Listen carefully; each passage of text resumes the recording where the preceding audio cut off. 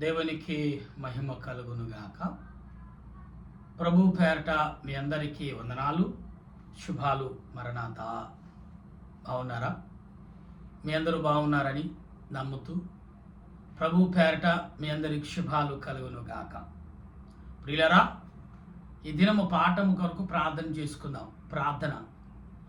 సర్వ సృష్టిని నీతిని పరిపాలించుచున్న సృష్టికర్త నీ కొందనాలయ్య, ఈ సమయంలో నీ పాదములు ఎదుట ప్రార్థిస్తుండగా నా ప్రార్థన యావత్తు అంగీకరించి మేలైన ఆశీర్వాదముతో నీ ఆలోచన క్రియల చేత నింపి బలపరిచి నడిపించుమని, నీ ఆత్మ నడిపింపు చేత మమ్మల్ని సిద్ధపరచుమని, నీ వాక్యముతో కట్టమని, నీ వాక్యముతో ఆలోచింప చేయమని బ్రతిమాలుచు ప్రభువా. ఎందుకంటే నీ సన్నిధి కాపుదలను, నీ ఆలోచన క్రియలను సమకూర్చి మహిమ పొందమని, నీ దాసుడి నన్ను నీ తలంపుల చేత, నీ ఆలోచన చేత బలపరిచి నీవే నాలో ఉండి నీ బిడ్డలతో మాట్లాడమని క్రీస్తు ప్రభు నామమును అడుగుచున్నాను పరమ తండ్రి. ఆమేన్. మన తండ్రి అయిన దేవుని సన్నిధి సహాయము సదా తోడైండును గాక. ఆమేన్. ప్రభునందు ప్రియా దేవుని సంగమా, దేవుని బిడ్డలారా, ఈ సమయంలో దేవుడు మనకిచ్చుచున్న ఈ మాటలని ఈ 132 అధ్యాయంలో మనం ఒకసారి ఆలోచన కలిగి ఉండాలి. దానికంటే ముందు ప్రియులరా, మరొకసారి మీ అందరికీ శుభాలు తెలియపరుస్తూ, మరి వాట్సాప్లో, ఈ ఫేస్బుక్లో చూస్తున్న మీరు మరి ఒక్కసారైనా సబ్స్క్రైబ్ చేసుకోండి, బెల్ సింబల్ మరి వత్తండి. ఎందుకంటే లైక్లు అనేది నేను అడగను, కానీ ఆత్మీయంగా నా కొరకు, నా పరిచర్య కొరకు మీరు సహకరించాలనేది ప్రభు యొక్క పేరట నేను కోరుచున్నాను. సమయంలో దేవుని బిడ్డలారా, వాక్యంలో మనం చదువుతున్నప్పుడు యెహోవా దావీదుకు కలిగిన బాధలన్నిటికీ అతని పక్షణము జ్ఞాపకము చేసుకునము. అతను యెహోవాతో మనస్ఫూర్తిగా మాట ఇచ్చి అనే మాటని కనబడుచున్నది. యాకోబు యొక్క బలిష్ఠుడు మొక్కుబడి చేసెను. ఎట్లనగా, యెహోవాకు నేను ఒక స్థలము చూసే వరకు, యాకోబు యొక్క బలిష్ఠునికి ఒక నివాస స్థలము వరకు చూచే వరకు, నా వాస్త స్థానము వరకు గుడారములోనికి ప్రవేశింపను. నేను పరుండు మంచం మీద ఎక్కను, నా కన్నులకు నిద్ర రానియను, నా కన్ను రెప్పలకు కునుకుపాటు రానియను అనిను. ప్రియులరా, దావీదు చెప్పుచున్న మాటలు బైబిల్ గ్రంథంలో మనం స్పష్టంగా ఉంటున్నాం. ఇదంతా ఎవరి కోసం అంటే ఇశ్రాయేలు ప్రజల నిమిత్తము దేవుడు బైబిల్ గ్రంథం అంతా మానవుల చుట్టూనే తిరుగుతుందనే విషయం మాత్రం మర్చిపోతున్నాం. లేఖనం ఎలాగుందంటే ఆత్మ సంబంధమైన క్రియలు కలిగి, బైబిల్ యొక్క ఆలోచన కలిగి మనం ఉన్నాం. అయితే దేవుడు నీ పట్ల, నా పట్ల చూపుచున్న ఈ క్రియ ఏదైతే ఉందో అది ఆత్మ సంబంధమైన క్రియగా భావించలేకపోతున్నాం. ఎందుకంటే ప్రభు చూపుచున్న ప్రతి క్రియ ఆత్మ సంబంధమైన క్రియలుగా మనకు కనబడుతున్నప్పటికీ అది ఎఫ్రాతులో ఉన్నది నేను నమ్మొచ్చుని, ఎఫ్రాతులో ఉన్నదని నేను గమనించును, యారీదు పొలములో ఉన్నదని నమ్మొచ్చు. తన నివాస స్థలమును పోదుమ రండి, ఆయన పాదపీఠముల ఎదుట సాగిలపడతాము రండి. ఎందుకు సాగిలపడతాం అంటున్నాడు దావీదు. ఇలా మనుషులకు ఒక ఆదరణ అనేది కావాలి, మనుషులకు ఒక దృఢమైన నమ్మకం కావాలి, మనుషులకు ఒక ఆశీర్వాదం అనేది మనుషులకు ఎంతో ప్రాముఖ్యమైనది స్థితిగా ఉన్నదని మనం నమ్మి ఉండాలి. అప్పుడే పరలోక సంబంధమైన క్రియలు, పరలోక సంబంధమైన ఆలోచనలు మనం కలిగి ఉన్న వారుగా ఉంటాం. లేకపోతే ఈ లోకంలో జీవించడం మహా కష్టమని లేఖనము చెప్తుంది. అయితే ఇక్కడ మాట్లాడుతున్న మాటలు చూస్తే, ఇక్కడ మనం గమనించినప్పుడు యెహోవా లెమ్ము నీ బలచూచి క్రియ అంటే నీ బలచూచికమైన బలిపీఠముతో రమ్ము, నీ బలమైన బలిపీఠముతో రమ్ము అంటున్నాడు. ఇక్కడ బలసూచకమైన బలిపీఠముతో రమ్ము అనే మాటను ఇక్కడ ఎంతో స్పష్టంగా పలుకుచున్న మాటను చూస్తున్నాం. అయితే నీ విశ్రాంతి స్థలం ప్రవేశింపకము, నీ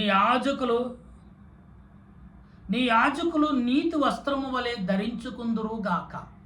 ఇప్పుడు ఇలా యాజకులు అనే పదమును ఎందుకు ప్రభు మనకిచ్చుచున్నాడు అంటే, ఈనాడు యాజకులైన వారు నీతి వస్త్రమును ధరించుకుంటే కాకుండా ఏదో మనము ఆత్మీయతను కాక లోక సంబంధంగా నీతి వస్త్రాలు ధరించుకుంటే చాలు అనే భావం అని ఈనాడు కలిగి ఉన్నారు. నా ప్రియమైన స్నేహితులారా, దేవుని ప్రియులారా, దేవుడు శుభమును సెలవిచ్చిన ఈ మాటను, శుభవచనములో మనం పలుకుతున్న ఈ మాటలను ఆలోచింపదగిదై ఉండాలి. ఎవరో ఏదో చేస్తున్నాము కదా, ఏదో వింటున్నాము కాదంటే కాదండి. జీవితానికి ఒక ఆలోచన, జీవితానికి ఒక నిర్ణయము, జీవితానికి ఒక తలంపు చాలా ప్రాముఖ్యమైన జీవితం మనుషులకు ఉంది. అయితే ఈ మనుషులు ఏ రకంగా జీవిస్తున్నారు అని, నీ భక్తులు ఉత్సాహదానము చేయుదురుగాక, నీ సేవకుడైన దావీదుకు నీవు విముఖుడవై ఉండకము అనే మాటను కనబడుతుంది. నీ గర్భబలము నీ రాజ్యముల మీద నియమింతును, నీ నిబంధన గైకొని ఎడల నేను వారికి బోధించే శాస్త్రమును వారు అనుసరించిన ఎడల వారి కుమారులు కూడా నీ సింహాసనమున నిత్యము కూర్చుందరని యెహోవా సత్యమైన ప్రమాణకము దావీదుతో చేసును. ఆయన మాట తప్పనివాడు. అంటే దేవుడు ఇక్కడ మాట తప్పనివాడండి. దావీదు గ్రహించాడండి చిన్ననాటి నుండి. అందుకబట్టే దావదాసయ్య గారు అన్నారు, నీవేనాడైతే మాట తప్పుతున్నావో ఆనాడే నీవు మరణించినట్టు. మాట అనేది చాలా ఆత్మకును శరీరముకు చాలా విలువైనది. ఈనాడు చాలామంది మంచినీళ్ళు త్రాగినట్టుగా మాటిచ్చు తప్పిన వారు ఉన్నారు.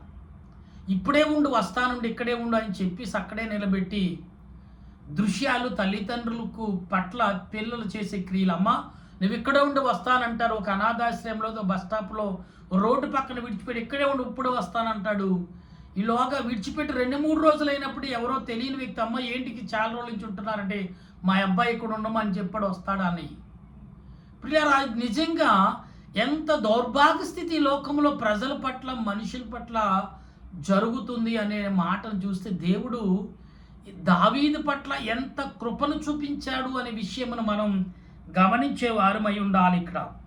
అయితే మనం ఎందుకు ఇక్కడ దేవుడిని ఇక్కడ ఏమంటున్నాడో దావీదు పట్ల, నువ్వు ఎప్పుడైతే దావీదు తన దేవుని యందు అనుసరించాడో, వెంబడించాడో, తన పిల్లలైన వారు కూడా దేవుని వెంబడించే రీతిలో దావీదు నడుచుకుంటాడు అనే విషయమును దేవుడి బయలుపరుస్తున్నాడు.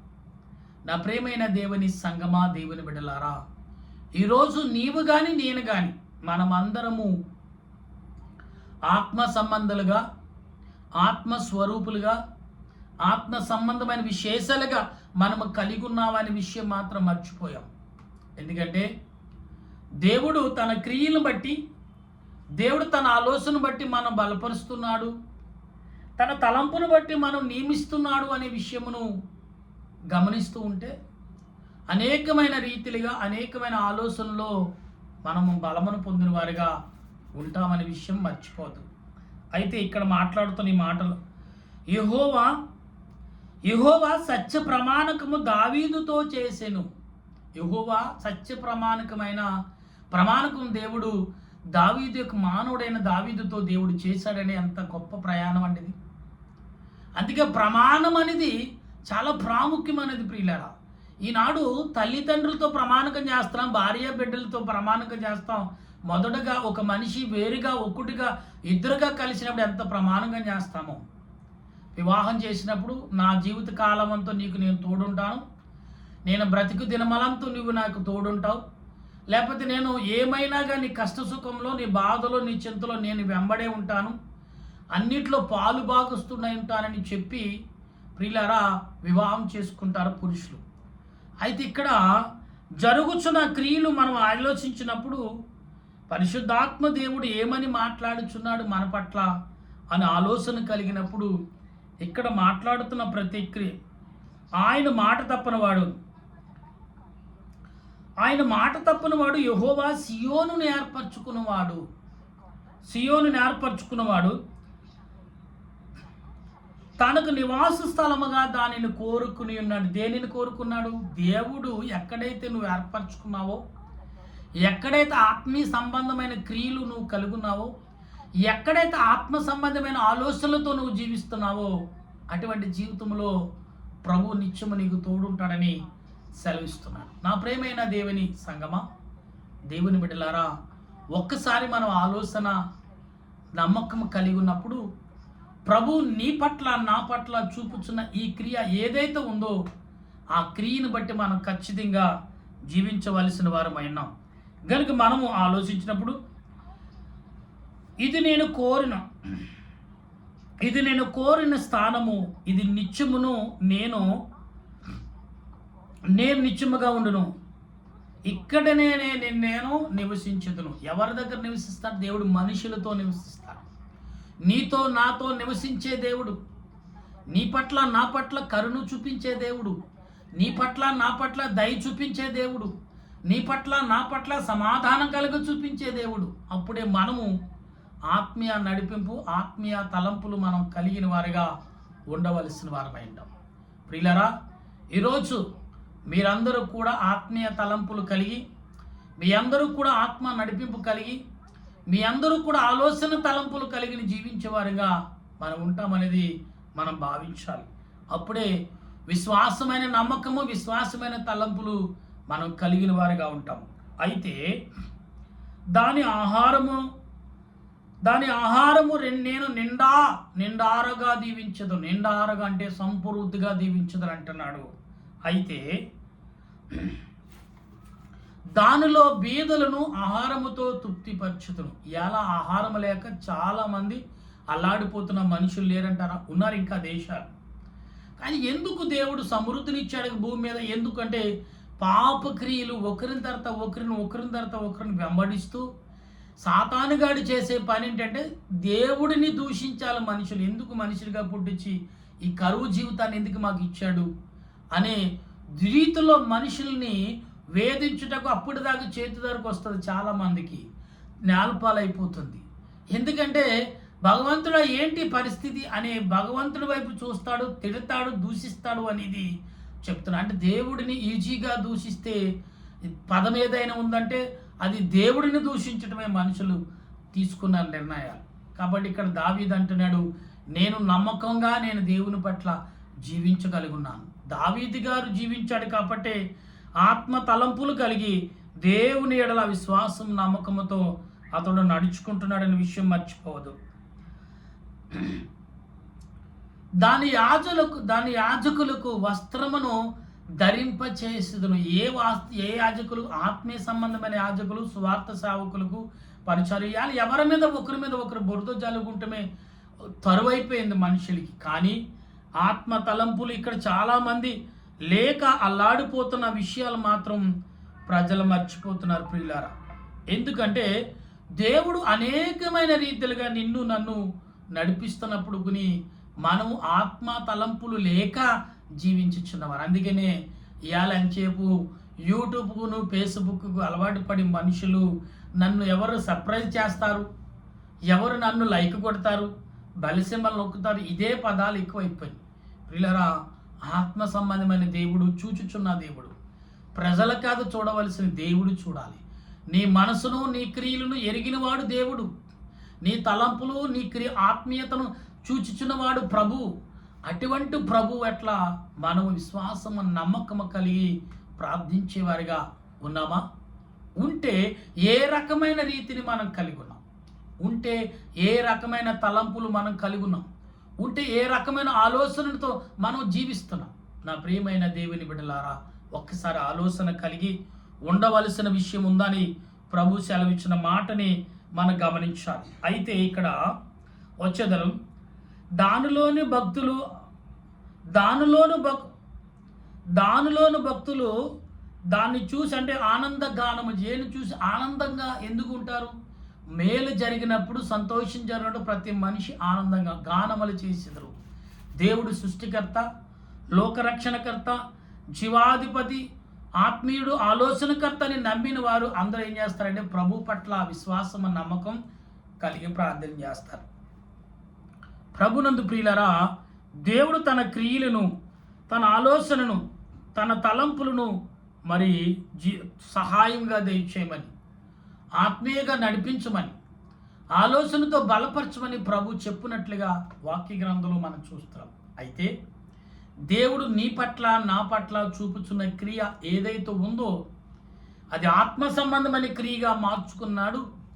ఖచ్చితంగా దేవుడు నీ పట్ల ప్రేమను చూపించేవాడుగా ఉంటాడనే విషయం మర్చిపోవద్దు. గనుక అక్కడ మాట్లాడుతున్నాం. ఆయన అక్కడ అంటే ఇక్కడ మనం ఏమంటున్నాడంటే చాలా రకాలుగా ప్రభు మాట్లాడు. ప్రతి యాజకుడుకు రక్షణ అనే వస్త్రం అంతే యాజకుడుకు కావాలి. యాజకులకు అన్నాడు ఇక్కడ ఏమని, రక్షణ అనే వస్త్రాలు ధరింప చేదును. ఆత్మీయ రక్షణ వస్త్రాలు మనకున్నప్పుడు ఖచ్చితంగా ఆయన సన్నిధిలో దానిలోని భక్తులు ఆనందగానము చేసేదరు. అక్కడ దావీదునకు కొమ్ము వలవ చేసెను, నా అభిషేక్తుని కొరకు నేను అచ్చట ఒక దీపము సిద్ధపరచును. అంటే నా అభిషేక్తుని కొరకు దేవుడు అక్కడ దావీదుకు ఒక కొమ్ము కలగజేసెను, నా అభిషేక్తుని కొరకు ఒక దీపమును సృష్టించదను. అంటే కలగజేస్తాను అంటున్నాడు. దీపం అంటే ఏంటి? ఆత్మకు రక్షణ.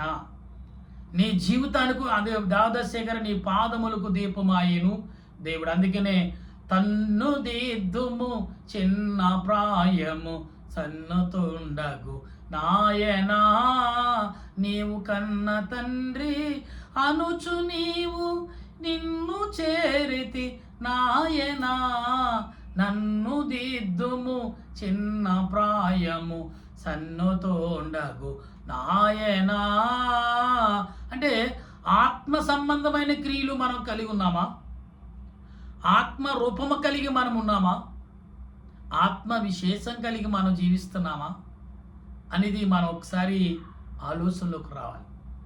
దేవుడు నీ పట్ల నా పట్ల చూపుచున్న క్రియ ఏదైతే ఉందో అది మాత్రం ఖచ్చితంగా మనం ఆలోచనలోకి ప్రవేశించాలి. లేకపోతే నష్టపోతామనేది ప్రభు చెప్తున్న మాట. నీవు నష్టపోతావని ప్రభు మనకు ప్రకటిస్తున్న మాట అనే విషయమును మర్చిపోదు ప్రియులారా. అయితే అతను ఇక్కడ దేవుని నమ్మిన వారికి ఏమో సావుకులుగా ఉన్న వారికి రక్షణ వస్తారు. ఇక్కడ శత్రువుల గురించి మాట్లాడుతున్నాడు. అతడు శత్రువుల కొరకు నేను నాశనకరమైన వస్త్రాలు, నాశనకరం అంటే ఏంటి? శోధనకరమైన వస్త్రాలు అంట. ఆ వస్త్రాలు నీవు ఒకసారి తెలియకుండా ధరిస్తే చాలామంది వస్త్రాల మీద చేతపడి చేసేవారు ఉన్నారు. వస్త్రం ముక్క పట్టుకెళ్తూ అతను కట్టుకున్న వస్త్రాలు పట్టుకెళ్తే చేతపడి చేసేవారు కూడా. అలాంటి వస్త్రాలు ఏమంటాడు ఇక్కడ? తన వస్త్రాలను దానికి శాపముగా చేసేదును అంటున్నాడు. ఏమంటున్నాడు ఇక్కడ గమనిస్తే ప్రియులారా, చూడండి ఇక్కడ అభిషక్తుల కొరకు దీపం అంటున్నాడు. ప్రియులారా, ఇక్కడ తన వస్త్రమునన్న మాట ఎందుకు దేవుడు ఇస్తున్నాడు అంటే మనం ఆలోచన క్రియలు మనము కలిగిన వారిగా ఉండాలి. ప్రియులారా, ఒక్కసారి మనం ఆలోచించినప్పుడు, ఒక్కసారి మనం గ్రహించినప్పుడు, స్నేహితులారా, దేవుడు ఎన్ని రకాలుగా మనకు ఆలోచింపచేస్తాడు, ఏ రకమైన క్రియను మనకిస్తాడు, ఏ రకమైన తలంపులు మనకి ఇచ్చుచున్నాడు అని భావం మనకు కలిగినప్పుడు ప్రభు చూపుచున్న ప్రతి క్రియ నీ ఆలోచనకు తగ్గ ఉన్నదా లేదా అనేది మనం ఆలోచించాలి. ఈనాడు ఆలోచించకుండా జీవించుచున్న వారి అందరూ ఈ 16 అధ్యాయంలోనూ, ఈ 17 అధ్యాయంలోనూ, ఈ 18 అధ్యాయంలో ఈ 2-3 వచనాల్లో ఏమంటే సేవకులకు నిమిత్తం ఏ రకమైన రీతిని ప్రభు మాట్లాడుచున్నాడు అని భావమును మనకు కలిగినప్పుడు ప్రియులరా, ఆత్మ సంబంధమైన క్రియలు దేవుడు మనకి ఇచ్చుచున్నాడు అనే విషయమును మర్చిపోవద్దనే విషయాన్ని మనం గమనించాలి ఇక్కడ. ఎందుకంటే ప్రభు సెలవిచ్చిన మాట ఆత్మ సంబంధమైన మాటగాను మనము గ్రహించినప్పుడు దేవుడు ఏ రకంగా మనకు ఆదరణ ఇస్తున్నాడు అనే విషయంను మర్చిపోవద్దు. ఈ 132 అధ్యాయంలో సేవకులకి ఏమిస్తున్నాడు, సేవకుల పట్ల, దేవుని బిడ్డల పట్ల, శాపగ్రస్తులుగా ఉన్న వారి పట్ల దేవుడు ఏ రకంగా ఉన్నాడు అనే విషయాన్ని బైబిల్ గ్రంథంలో చాలా స్పష్టంగా లేఖనంలో రాయబడింది. గనుక విన్నవారు గ్రహింపగలిగి, ఆత్మ తలంపులు కలిగి, దేవుని ఎడల విశ్వాసము నమ్మకము కలిగి ఉండగల కృపను పరిశుద్ధాత్మ దేవుడు మరి మనకిచ్చి, దావదాసయ్య గారు అన్నారు, ఆత్మ తలంపులు నువ్వు ఏనాడైతే కలిగి ఉన్నావో అప్పుడు వర్ధిల్లుతావన్నారు. కాబట్టి మనము అటువంటి తలంపులు కలిగి ప్రార్థించే కృపను దేవదేవుడు మనందరికి అందించును గాక. ఆమేన్. ప్రార్థించేద్దాం. పరిశుద్ధుడా, పరిశుద్ధుడా, పరిశుద్ధుడా, నిత్యమును స్తుతించబడుతూ నిత్యము ఆరాధించబడుచున్నావో ప్రభువా, నీ కొందనాలయ్యా. ఈ సమయంలో ప్రభువా, నీ లేఖనమును గురించి మాట్లాడిన మాటలు అనేకులు వింటూ, ప్రభా నీ దాసుడే నాకు సహకరిస్తూ, ప్రభా నన్ను బలపరిచే వారిగా నీ ఆత్మతో నింపండి ప్రభా. వారి ఎడల నేను వెండి బంగారాలు కోరట్లేదు కానీ, వారి ఎడల ఆస్తులు అంతస్తులు నేను కోరుకోవట్లేదు కానీ ప్రభా, నిన్ను స్తుతించేవారిగా, నిన్ను గణపరిచేవారిగా, నిన్ను ఆలోచింపచేసేవారిగా, నీ ఎడల నీ వైపు చూసేవారిగా, రక్షణ వస్త్రాలు, జీవమైన వస్త్రాలు, మహిమ వస్త్రాలు ధరించుకుని జీవించగల మనసును, తలంపును అందించమని ప్రభువా నేను ప్రార్థిస్తున్నాను. ఓ దయగల మా ప్రభువా, నీ కొందనాలు. ఓ కరుణామయుడా, నీకు స్తోత్రాలు. నీ ఆలోచన క్రియలను బట్టి మేము నడుచుకునిచున్నాము. నీ తలంపును బట్టి మేము జీవిస్తున్నాము. నీ ఆత్మ నడిపింపు, నీ ఆలోచన క్రియలు నాకు అనుగ్రహించి, నీ వాక్యము చేత, నీ ఆలోచన చేత బలపరచు నడిపించమని దీనుడిని, అల్పుడిని, అయోగ్యుడిని ప్రభా, ఎన్నుకులేని నేను నిన్ను స్తుతిస్తుండగా మా స్తుతులు అంగీకరించండి ప్రభా. నీ ఆత్మ నడిపింపు చేత మమ్మల్ని దీవించి బలపరచుమని, నీ ఆలోచనతో మమ్మల్ని సిద్ధపరచుమని దేవా, నీ బిడ్డలు ఎందరైతే ప్రభా, నా దేశ ప్రజలు, ఈ ప్రపంచంలో దేశ నాయకులు, పెద్దలు, చిన్నలు, వృద్ధులు, యవనలు, మిలిటరీ వారు, పోలీస్ శాఖ వారు, డాక్టర్లు, నర్సులు, పారిశుద్ధ వారు, కార్మికులు, రైతులు, ఇలా చెప్పుకుంటే ఎందరో ఉన్నారు ప్రభు. వారందరినీ పేరు పేరున దీవించి బలపరిచి ఆశీర్వదించమని ప్రాధేయపడుచున్నాను. ఎందరైతే ఈ మాటలు వింటారో ప్రతి కుటుంబానికి రక్షణ వచ్చును గాక. ప్రతి వారికి నీ ఆత్మ నడిపింపు దయచేయును గాక. ప్రతి వారి పట్ల నీ సన్నిధిని వారికి తోడుగా ఉంచదువు గాక. నీ వాక్యముతో వారిని బలపరచదువా గాక. నీ ఆలోచన క్రియల చేత వారిని సిద్ధపరచదువు గాక దేవా. నాయన, నీ రాకడ కొరకు జరగబోచున్న అకాల వర్షాలు నాయనకి చాలు ప్రభా. భూమి ఇక ఇంకినది అని సెలవిచ్చినప్పుడు నాయన, మరి రైతులు కానీ, దాని మీద ఆధారపడే మనుషులు కానీ ఎందరో ఉన్నారు. వారందరికీ మంచి ఆలోచన, మంచి ఆరోగ్యం, మంచి దిగుబడిని సర్వజనముకు దయ చూపించి నడిపించమని నీ దాసుడే నన్ను నేను సేవలో పరిచారిలో నన్ను బలపరిచి ప్రార్థించుకున్న కుటుంబాలు, నా కొరకు ప్రార్థిస్తున్న కుటుంబాలు, వారి కొరకు నేను ప్రార్థిస్తున్నాను. కాబట్టి మా తండ్రి అయిన దావదాసి గారు చెప్పిన మాట, ఆత్మ తలంపులు కలిగి నువ్వు ప్రార్థించినప్పుడు దేవుడు నీతో ఉంటాడని సెలవిచ్చిన మాట నెరవేర్పు దాయిచ్చేసి మహిమ పొందమని, ఈ రాత్రికాలందరికీ సుఖనిద్రమని, నీ సన్నిధి కాపుదల దాయి చూపించమని ప్రభు అయిన యేసుక్రీస్తు నామమున అడుగుచున్నాను పరమ తండ్రి. ఆమేన్. మన తండ్రి అయిన దేవుని సన్నిధి సహాయము సదా తోడుగా ఉండిన రాకడకు సిద్ధపరచునుగాక. ఆమేన్, ఆమేన్, ఆమేన్. మీ అందరికీ వందనాలు. మరణాత.